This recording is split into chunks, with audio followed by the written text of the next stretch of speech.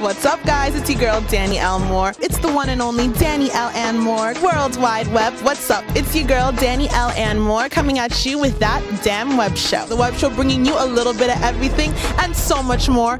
This month, the month of November, we are taking over Hip Hop Month. Only one place you can find them, That Damn Web Show. I am here with the amazing model Samaras, coming at you with Bridget, a very talented fashion designer and book author. So now we're getting to another hot clothing line that you guys definitely need to get familiar with. If you haven't noticed, I'm actually rocking their tee right now, Charlie O Clothing. I checked out two very cool fashion events, one called the International Fashion Tour of 2011 and another called Sonic Eclectic Presents Fashion Monogamy.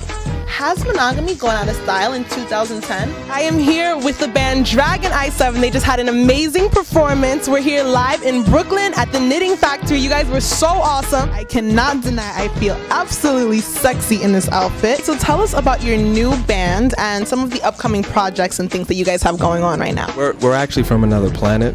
Okay. So we got that from the other planet that we're from. Oh, and what planet might that be?